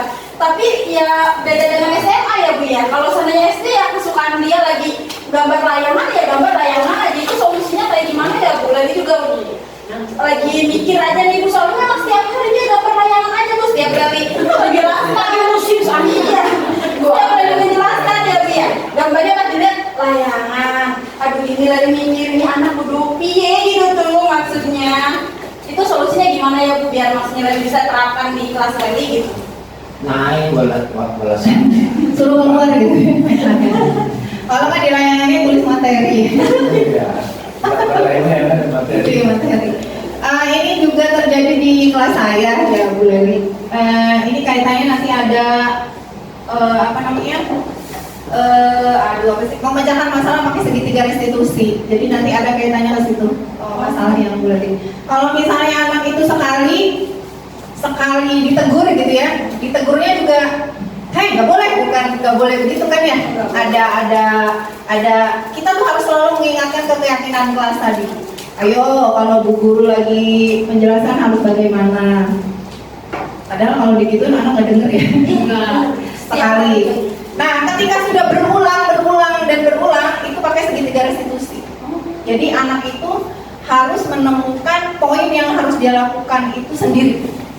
Oh berarti, jadi dia sampai ke kesimpulan nanti, oh iya berarti kalau saya lagi gambar itu bukan pas lagi jam Bu Guru ngajar materi lain ya. Ada nanti di poin segitiga restitusi nanti ya.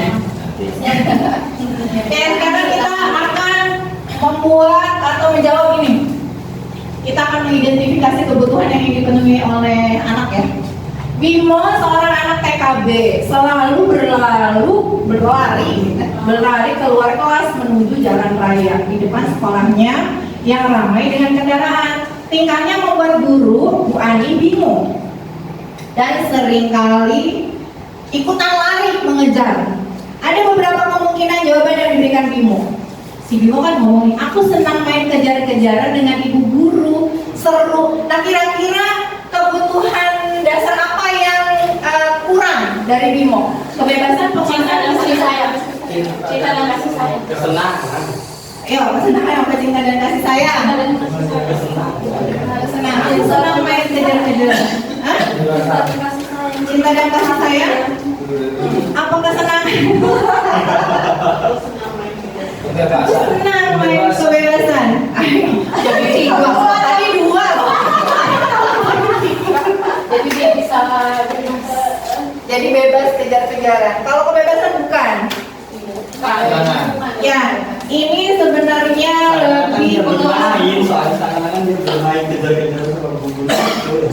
bebas berenang. Dia lagi main Sampai ekstrim ya. Dia tuh sekolah olahraga dari tangga gimana? Ya, jadi betul ini lebih ke cinta dan kasih sayang. Jadi anak saya memang nyari perhatian gurunya. Ini ibu guru bilang aku tidak boleh bersenandung sewaktu mengerjakan tugas. Katanya kelas harus tenang, tidak ada suara, kan nggak seru jadinya. Nah ini kebebasan.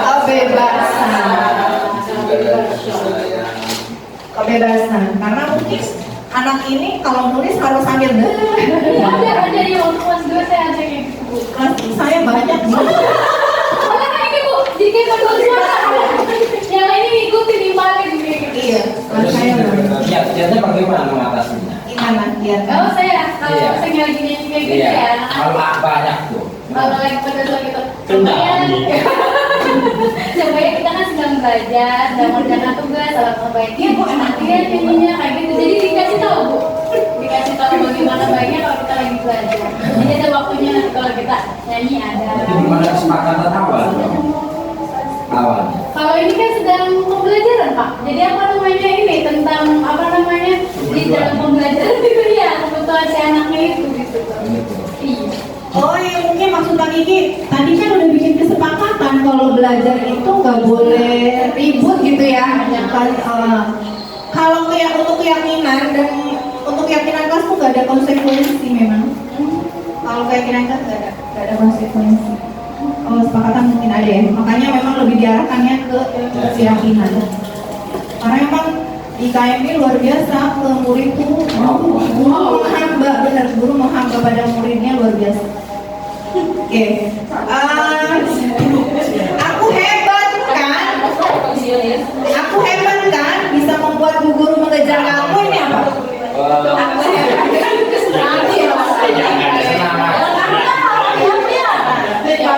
Kata kuncinya di aku hebat kan. Jadi diakui ya penguasaan. Jadi dia tuh pengen diakui kalau dia tuh hebat.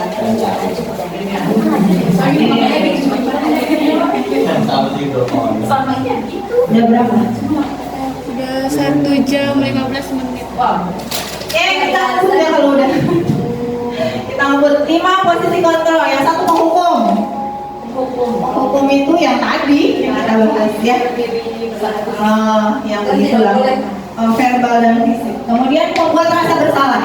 Membuat rasa bersalah tuh yang gini. Kamu gak kasihan ya sama bu guru? Bu guru tuh udah capek, suara udah habis. Kamu mau belajar, gak kasihan sama bu guru? Wah, udah capek nih.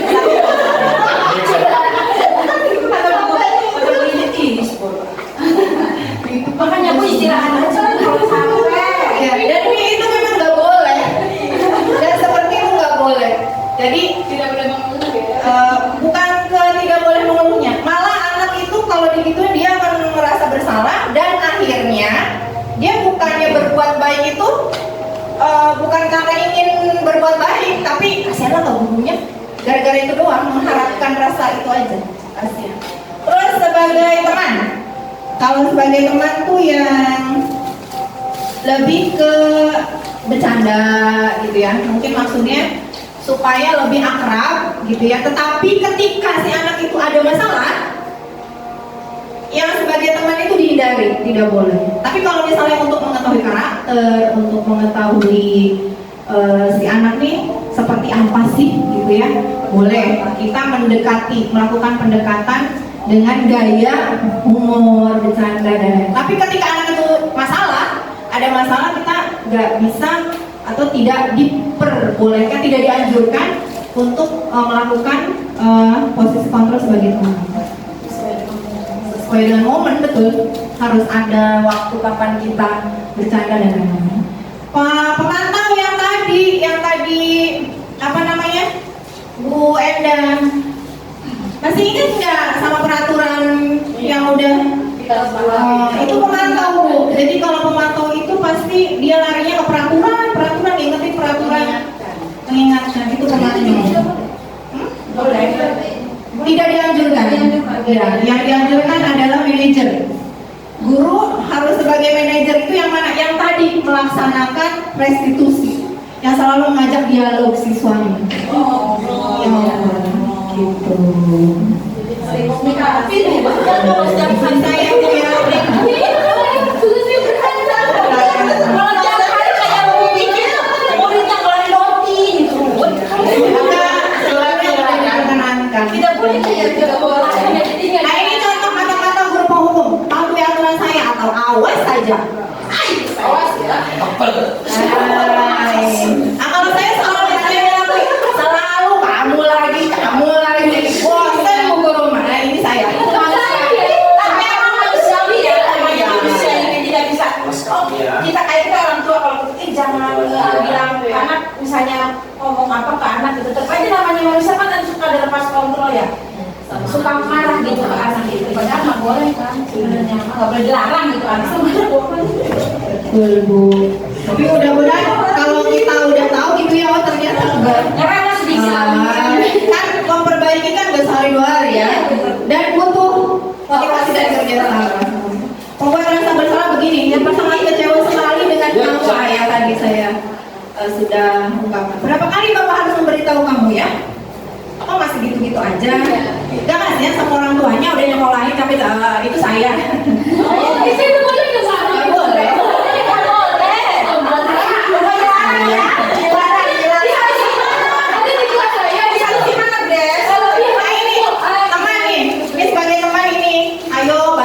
Demi Bapak ya, kan akrab gitu ya. Ayo ingat tidak bantuan Bapak selama ini. Oh ya sudah kali ini nggak apa-apa tapi jangan jadi teman-teman jadi teman lagi. Pemantau ini. Iya kalau pasti ini mah jangan dong. Pasti. Kalau pemantau selalu ngingetin keaturan sama sanksi. Aturannya apa? Ayo, ingat nggak? Terus kalau udah tahu peraturan itu harus bagaimana? Itu pemantau. Nah ini yang manajer. Manajer tuh ini. Tugas seorang manajer tuh bukan mengatur perilaku seseorang. Jadi kita membimbing gimana caranya supaya anak itu mengetahui apa yang dia lakukan itu salah. Tapi kita nggak ngejudge, enggak. Iya emang kamu masalah, enggak gitu, gitu ya. Tapi oh iya kamu salah. Setiap manusia pasti pernah berbuat salah. Tapi yang penting adalah bagaimana kamu harus bisa memperbaikinya. Iya, lebih ke ngasih motivasi ke anak gitu. Kemudian ditanya, emang kamu melakukan itu kenapa? Ditanya alasannya. Orang dia yang ngeledekin kayak misalnya gitu. Terus apa yang kamu lakukan? Ya udah, saya tonjok. Nah, misalnya gitu kan? Oke, ibu menghargai kamu cuma menonjok, nggak sampai melakukan hal-hal yang lebih parah lagi. Tapi ingat, kamu kan udah tahu ya kalau itu salah. Sekarang ingat nggak sama keyakinan kelas yang udah kita buat? Kira-kira keyakinan kelas apa yang kamu langgar? Misal lupa nih anak, namanya anak ya? Iya. Tahu pun lupa, ayo ingat nggak tuh yang poin itu tuh? Tidak boleh apa? Harus saling menyayangi. Terus ditanya lagi, terus sekarang udah tahu kesalahannya apa? Keyakinan kelas yang dilanggar apa? Kemudian sekarang apa yang akan kamu lakukan? Supaya tidak sampai terulang lagi. Kan anak sebenarnya dia berarti nggak boleh gitu lagi ya Bu. Terus kalau nggak boleh gitu lagi kamu harus bagaimana? Kalau misalnya diledekin jangan marah ya Bu. Harus sabar ya Bu. Kan berarti nemuin sendiri jawabannya. Dan kalau udah nemu jawabannya kita kuatin. Betul. Kamu tuh sebenarnya paham, kamu tuh ngerti. Tinggal nanti dilaksanakan ya. Misalnya setelah ini besoknya begitu lagi Bu ternyata. Terus sampai anak itu menemukan titik perubahannya. Sampai anak itu lulus. Ada faktor lingkungan di rumah itu mempengaruhi nggak Bu? Mempengaruhi tapi ke karakter ya Bu. Tapi mempengaruhi karakter. Tetapi tetap kalau misalnya di sekolah kita memang tugasnya begini gitu. Ketika di rumah memang kita harus tetap ada komunikasi dengan orang tua. Bagaimanapun memang harus kerjasama dengan orang tua. Hal sekecil apapun itu memang harus kita laporkan ke orang tua. Memang harusnya. Oke, sekarang sebelum ke segitiga restitusi, sebenarnya tadi udah tahapan segitiga restitusi yang tadi saya kecewa sekali dengan kamu. Ini yang mana? Pak Bu, teman pembuat orang merasa bersalah, pemantau buat orang. Karena kamu tidak pakai sepatu hitam, silakan kamu kembali ke rumah dan ganti sepatumu dengan yang berwarna hitam.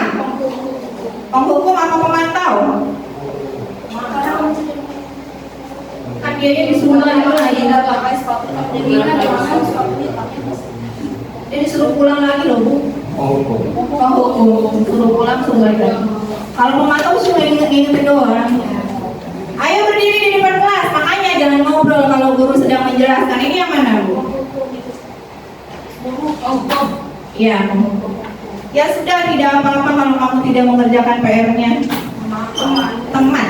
Oke. Ini ada kasus nih. Ibu Dani sedang menjelaskan pelajaran bahasa Inggris di depan tulis, namun beliau memperhatikan bahwa Fajar malah tidur-tiduran dan tampak acuh tak acuh pada pelajarannya. Fajar, coba jawab pertanyaan nomor 3. Maju ke depan dan kerjakan di papan tulis. Fajar pun tampak malas-malasan maju ke depan. Dan sesampai di depan papan tulis, Fajar hanya diam terpaku sambil memegang buku bahasa Inggrisnya dan memainkan spidol di tangannya. Ayo Fajar, makanya jangan tidur-tiduran, kata gurunya ya. Lain kali perhatikan. Sudah sana, duduk kembali. Kira-kira siapa yang bisa?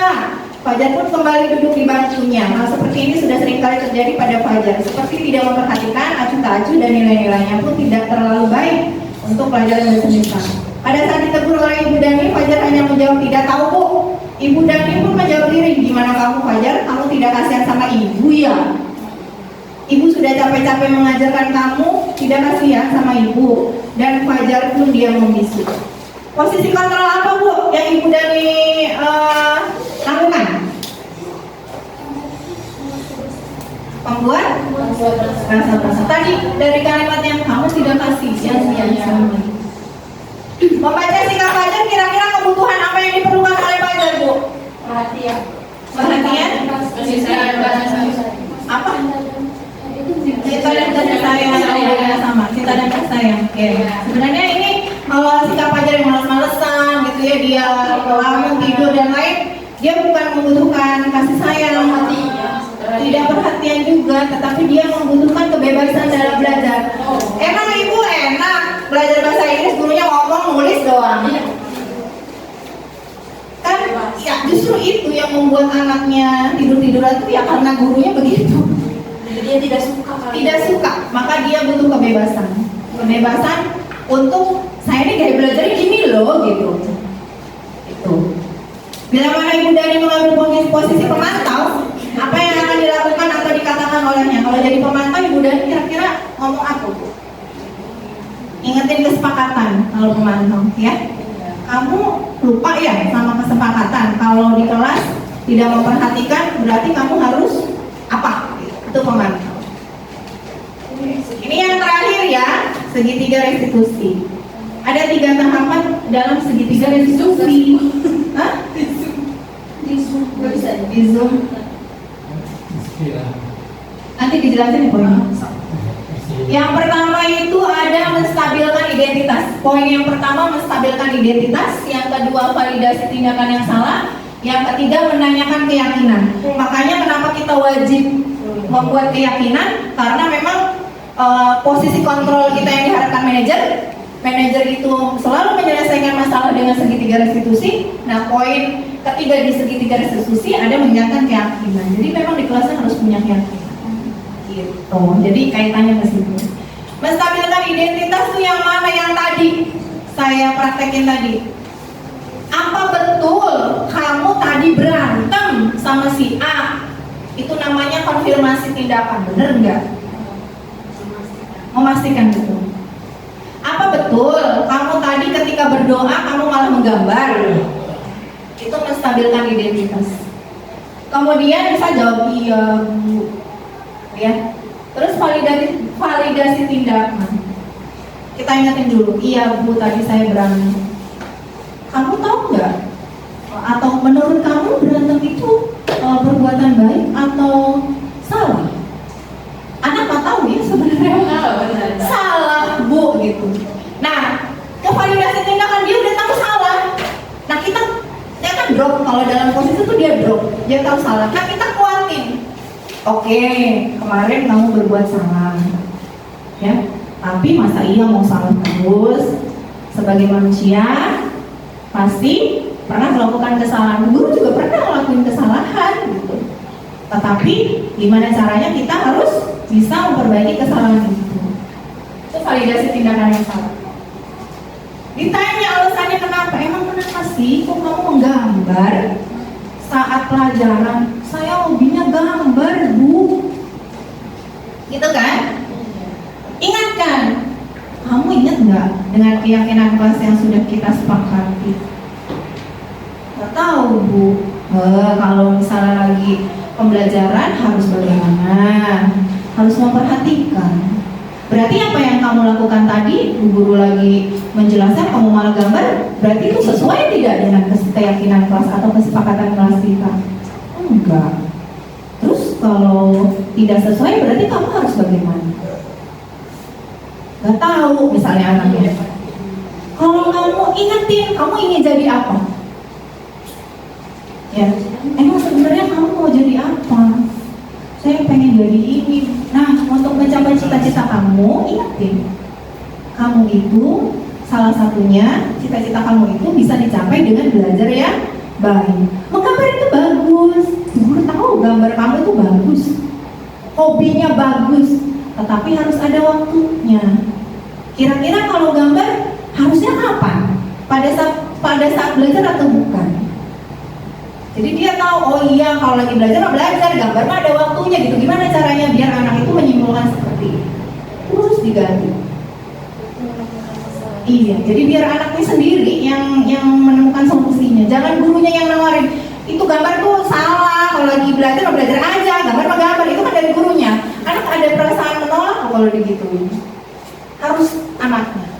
Berarti kalau tidak berhasil juga diulang lagi. Kalau tidak berhasil, berarti ada salah satu kebutuhan dari 5 kebutuhan tadi yang tidak tercukupi. Jadi memang larinya ke situ. Kalau misalnya diulang lagi, oh berarti ini harus didiagnostik kebutuhan apa sih sebenarnya dia tuh yang kurang. Kita selidiki dan itu yang harus kita berikan. Apakah kebebasan? Gitu. Apakah kesenangan? Itu yang harus kita berikan. Jadi memang kaitan materi ini emang ini apa namanya? Emang satu sama lain berkaitan gitu ya. Oke, materi yang sudah saya berikan tadi sampai di sini ya sudah cukup. Mungkin ada diberi waktu jika ada pertanyaan atau tanggapan berkaitan dengan materi atau berkaitan dengan kegiatan yang hari ini dilaksanakan. Dipersilakan Ibu, Bapak. Ya. Yang tadi dijelasin ya Bu Desi ya, tadi kan katanya untuk apa namanya, saya di kelas saya ada gitu, nah, jadi menemukan kayak seperti itu ya, tadi itu kan mencoba menggali sendiri dari si anak tersebut. Kadang saya mengingatkan seperti ini Bu ya, dia kalau lagi berdoa sibuk sendiri, terus berdoanya juga ya kayak gitu nggak ngikutin deh. Kadang saya ingatkan waktu di jam berdoanya itu misalnya Abid, kayak gitu, dia langsung ikutin berdoa. Terus nanti lama-lama lagi, dia begitu lagi. Terus kata saya, ayo Abid, dia lagi berdoa lagi. Terus kadang saya tegur gini, Abid, gimana kalau misalnya, kata saya gitu, duduknya di belakang aja, nggak usah di depan, biar gak ganggu yang lain kalau lagi berdoa. Gue mau, kata dia gitu Bu. Terus, kan dia ganggu yang lain berdoanya, jadi nggak ikut-ikutan Abid, nggak ya gerak aja kalau lagi berdoa itu. Jadi kalau diingetin baru dia ikut berdoa, kalau nggak lagi diingetin dia gitu lagi, malah ngajak temennya ketawa-ketawa ngobrol kayak gitu tuh. Itu bagus nggak saya mengingatkan dia di pas dia berdoa kayak gitu tuh, maksudnya lagi berdoa seperti itu Bu. Apa kadang saya itu gimana dia selesai berdoanya itu coba ya gitu tuh, kalau lagi berdoa ikutin yang kayak gitu. Saya emang sih secara saya panggil untuk 4 mata memang belum mengingatkan seperti itu saja kan kayak gitu. Sebelumnya juga memang saya pernah melakukan yang namanya anak berdiri di depan gara-gara berdoanya tidak mengikuti, kadang-kadang itu ya sebagai bentuk disiplin. Nah ternyata bentuk seperti itu tuh ternyata salah gitu. Ternyata gitu yang baru saya pahami kan kayak gitu. Udah dapat materi seperti ini, gimana ya cara saya menghadapi anak tersebut. Soalnya bermasalah tuh mungkin ya dia gitu kayak yang mungkin kurang perhatian. Terus kalau kerja kelompok juga pun begitu, yang lain sibuk kerjain, dia sibuk main layang apa pengen kapal-kapalan, lempar-lemparan kayak gitu ya. Mungkin sih itu Bu dari saya. Oke, terima kasih Bu Enda. Ada yang ingin memberikan tanggapan atau memberikan ide? Ada setiap kelas tuh kayak gitu ada, sama saya juga ada. Itu kalau berdoa itu, tapi jangan liatin aja dulu, liatin aja. Kan juga harus lihat begini, langsung berdoa. Selesai diliatin sampai selesai, baru dia yang ikut berdoa. Ya selesai berdoa, lalu ditegur, lagi berdoa yang benar, itu aja. Tapi kalau saya kejadiannya berulang Bu. Iya. Setiap hari. Mereka harus dipanggil itu anak, harus ngobrol berdua. Gitu kan. Karena itu berarti udah kebiasaan ya. Ada apa? Itu tuh ngajak temen yang di sampingnya ngobrol, tawa, dan kayak gitu. Jadi saya coba yang berdua itu aja dulu, yang lain binatang. Gitu. Nah, itu udah terus itu. Iya, itu. Jadi si berdua sama yang berdua doang, yang berdua yang lain mendengar, tapi emang yang rada kok suaranya jadi kecil, giliran berdoa berdua mah giliran suara ini mah gak ada sama sekali, kadang ya ketawa-ketawa ngajak ngobrol, terus kadang duduk di belakang ya nggak mau kayak gitu, jadinya nggak mau gaul-gaulan gitu. Kadang gimana, setuju nggak, kadang kayak begitu tuh baik nggak sih gitu tuh. Kalau misalnya si ini nih duduk di belakang, ya Bu di belakang aja biarin, kadang kayak gitu membuat merasa dia bersalah ya, akhirnya kan kayak gitu. Sebetulnya Jadi membuat merasa bersalah berjamaah gitu ya. Siswanya diajak.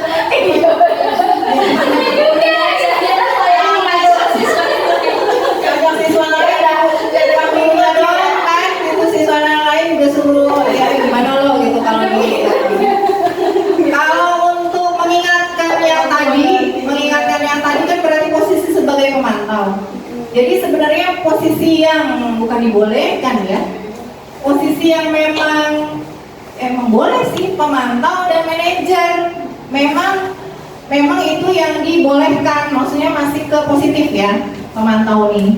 Tapi memang yang lebih dianjurkan lagi yang manajer ini, yang tadi ya harus pakai restitusi. Tapi dari 5 kontrol ini memang tidak bisa satu sama lain dilepaskan. Kenapa? Seorang manajer, guru sebagai seorang manajer itu pasti sudah melalui menjadi teman dulu, melalui jadi pemantau dulu. Itu Bu. Memang yang tidak boleh, sangat tidak boleh itu yang tadi, membuat rasa bersalah dan menghukum. Kalau teman, pemantau dan manajer ini bukan boleh ya, memang yang boleh yang ini. Tapi memang kalau udah jadi manajer itu pasti dia sudah tahu kapan menjadi teman, kapan menjadi manajer. Pemantau juga sama, kapan saatnya saya mengingatkan dan kapan orang ini harus saya panggil, saya ajak ngobrol. Jadi kalau udah ada di posisi yang manajer, memang dia udah tahu posisi mana nih saat ini yang saya perankan. Tapi yang harus dihindari yang dua, yang tadi, menghukum dan membuat rasa bersalah. Adapun kalau misalnya kasusnya Bu Enda yang tadi anaknya kok kalau berdoa begitu ya? Iya. Pertama kan biasanya sebelum berdoa kita mengkondisikan siswa dulu kan? Nggak misalnya datang kan gini, ayo siapin di berdoa gitu kan? Karena kalau mau berdoa juga siswa kondisinya harus siap untuk berdoa. Dia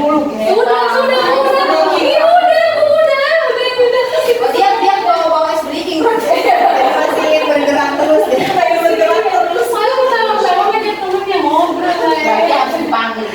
Ya, kalau misalnya kita sudah mengkondisikan, sudah pakai tepuk, sudah pakai nyanyian, dia balik lagi ibu, berarti dia memang gaya belajar. Ada loh Bu yang anak itu gaya belajarnya nggak bisa diem, memang nggak bisa diem begini loh.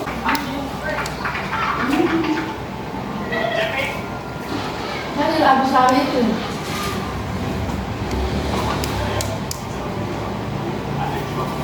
Apa dengar apa?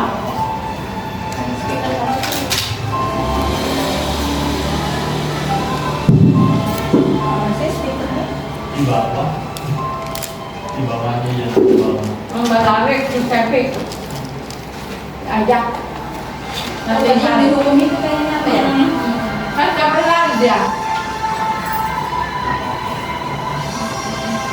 Ini udah biasa. Tiap hari lari-lari. Jadi ini udah biasa. Lomba jadi.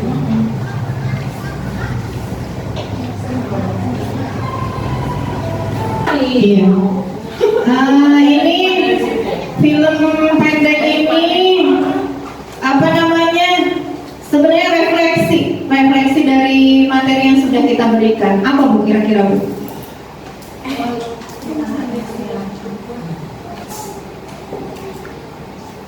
Apa Bu kira-kira Bu? Tadi kan katanya si Cepi itu kan sering dihukum gitu ya? Sering telat, udah sering telat. Terus tadi juga pada saat lagi belajar ya, dia malah keluar sampai kepergok sama yang kumisan itu siapa? Kepala sekolahnya. Tetapi apa yang dilakukan kepala sekolahnya? Dia tidak menghukum. Dia tidak menghukum, tapi Dengan orang tadi tuh. karena dengeran tapi diajak ngobrol. Tidak dihukum secara verbal dan fisik gitu ya. Kemudian si guru olahraga Memberikan hukuman itu kali tapi jadi kebiasaan. jadi malah jualan hebat gitu lah ya. Nah, dia memberikan konsekuensi. Apa namanya itu ya? Kesepakatan ya. Dia konsekuensi yang itu kalau telat lari gitu. Jadi Ya. film tadi itu refleksi dari pembelajaran kita hari ini bahwasannya ketika kita semua memiliki atau melakukan peran dan kontrol yang tepat gitu ya, maka hasilnya pun akan terlihat seperti yang si Cepi tadi. Contohnya ketika kepala telat tadi kan ada ya Bu yang misalnya telat malah suruh pulang gitu kan ya. Nah kamu telat, udah telat 10 menit pulang gitu kan. Padahal hak siswa adalah belajar gitu. Jadi ketika anak sudah punya motivasi untuk sekolah itu apresiasi luar biasa. Jadi dia mau telat, mau apa kita izinkan masuk. Tetapi tetap karena kalau diizinkan masuk dia kebiasaan begitu. Gimana caranya biar berubah? Diajak ngobrol. Apa yang membuat telat? Terus ketika belajar dia jadi sepakat ya ibu-ibu ya, ternyata disiplin positif akan membuahkan perilaku yang positif. Alhamdulillah. Baik teman-teman, hanya itu yang bisa saya sampaikan. Saya mohon maaf jika dalam penyampaian saya banyak pasti yang yang menyinggung atau menyakiti sih mudah-mudahan enggak ya. Tapi memang saya ini juga sama-sama belajar.